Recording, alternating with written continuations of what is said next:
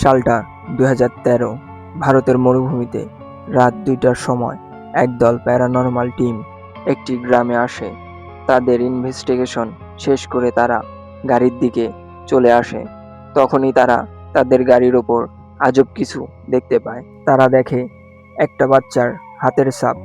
হাতের ছাপ দেখে মনে হয় বাচ্চাটির বয়স 4 থেকে 5 বছর হবে। কিন্তু গাড়ি যখন রেখে যাওয়া হয় তখন গাড়ির ওপর কোনো হাতের ছাপ ছিল না। আরও অবাক করা বিষয় হলো এই গ্রামে কোনো বাচ্চাই নেই, এমনকি কোনো মানুষও নেই। গত 200 বছর ধরে এখানে কেউ বসবাস করে না। তারা আশেপাশে দেখতে লাগে, তখনই তাদের চোখের সামনে একটার পর একটা হাতের ছাপ গাড়ির ওপরে পড়তে থাকে। এটা কোনো ভৌতিক সিনেমা না, এটা আসলেই একটা গ্রামের গল্প। রাজস্থানের মরুভূমির মাঝে একটা গ্রাম, যার নাম কুলধারা। এই গ্রামে ঘরবাড়ি সব কিছুই আছে, কিন্তু এখানে কেউ বসবাস করে না। এই গ্রামে মেয়েদের চিৎকার শোনা যায়, আবার গলাকাটা মানুষও দেখা যায়। শোনা যায় প্রায় 200 বছর আগে কুলধারা একটা সুন্দর গ্রাম ছিল। তারপর একদিন হঠাৎ করেই গ্রামের সব মানুষ কোথায় যেন গায়েব হয়ে যায়। কিন্তু প্রশ্ন হলো, তারা গেল কোথায়? এই কুলধারার কাহিনী জানতে হলে আমাদের জানতে হবে একটা মানুষ সম্পর্কে, যার নাম ছিল সালিম সিং। তিনি ছিলেন সেখানকার জমিদার। কেউ যদি তার কথা না শুনতো তাহলে তাকে মৃত্যুদণ্ড দেওয়া হতো। এই সব কিছুর মধ্যেও সালিম সিংয়ের নজরে পড়ে একটি গ্রাম। গ্রামের নাম কুলধারা। আর এখানেই আছে আসল কাহিনী। সালিম সিংয়ের নজর পড়ে কুলধারা গ্রামের প্রধানের মেয়ের দিকে। সালিম সিং প্রধানের মেয়েকে বিয়ে করতে চায়। বিয়ের প্রস্তাবের সাথে সাথে সালিম সিং একটা হুমকিও দেয় গ্রামবাসীকে। প্রধানের মেয়ের সাথে তার বিয়ে না দিলে সে গোটা গ্রামকে ধুলির সাথে মিশিয়ে দেবে। সেই দিনই কুলধারা গ্রামের মানুষ এমন একটা সিদ্ধান্ত নেয়, যা আজ প্রায় 200 বছর পরেও মানুষকে কুলধারা গ্রাম সম্পর্কে ভাবতে বাধ্য করে। সেই রাতে প্রায় 80,000 মানুষ গায়েব হয়ে যায়। এটা একটা রহস্য, কেউ জানে না তারা কোথায় গিয়েছিল। এর চাইতেও বড় রহস্যময় আরেকটা জিনিস, যা তারা যাওয়ার সময় করে গিয়েছিল।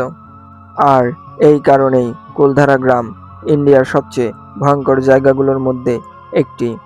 কুলধারার মানুষেরা যাওয়ার সময় অভিশাপ দিয়ে গিয়েছিল, কেউ এই গ্রামে বসবাস করতে পারবে না। এই অভিশাপের কারণেই গত 200 বছর ধরে কেউ এখানে বসবাস করতে পারেনি। যে কেউ এখানে বসবাস করতে গেলে তার সাথে ভৌতিক ঘটনা ঘটে। এই কারণেই এই গ্রামে সন্ধ্যার পর কাউকে প্রবেশ করতে দেওয়া হয় না। শোনা যায় এই গ্রামে পূর্ণিমার রাত হলেই সবাইকে দেখা যায়, কিন্তু তাদের চেহারা স্পষ্টভাবে বোঝা যায় না। সবকিছুই সত্য। এখানেই একটা জিনিস আছে যার কোনো ইতিহাসের প্রমাণ নেই। এই কথা শুনে আপনার মনে হবে এই কাহিনী কি সত্যি নয়? কুলধারা গ্রামের মানুষগুলো কোথায় গেল? তাহলে এখানেই প্রশ্ন হলো, কি এমন কারণ ছিল যে সবাইকে গ্রাম ছাড়তে হলো? এই গ্রামের সবকিছু পরীক্ষা নিরীক্ষা করে বোঝা গেছে কেন কুলধারা গ্রামের মানুষ এই গ্রামটি ছেড়ে দিয়েছিল। এই গ্রাম ছাড়ার প্রধান কারণ ছিল পানি। এই গ্রামে সবকিছুই সম্ভব হয়েছিল পানির জন্য। ফসল ফলানো, গ্রামের মানুষের বেঁচে থাকার জন্য তারা কুলধারা গ্রামে পানির ব্যবস্থা করেছিল।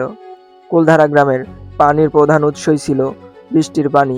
কিন্তু এই মরুভূমি অঞ্চলে তেমন বেশি বৃষ্টি হয় না, তা সকলেই জানে। তাই তাদের প্রয়োজনে পানি না পাওয়ায় তাদের জীবন সংকটের মুখে পড়ে। আর মূলত এটাই ছিল তাদের গ্রাম ছাড়ার প্রধান কারণ।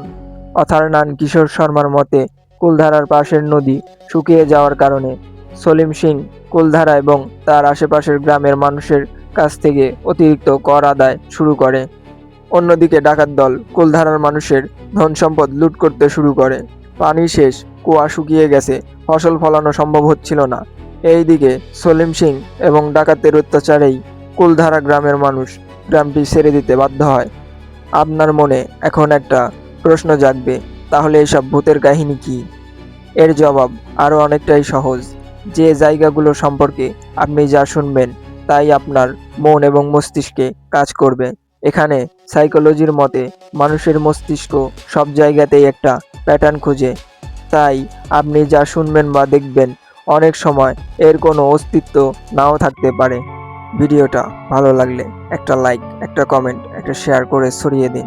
আর এমন আরও মিস্টিরিয়াস গল্প পেতে চাইলে চ্যানেলটি সাবস্ক্রাইব করুন। ধন্যবাদ।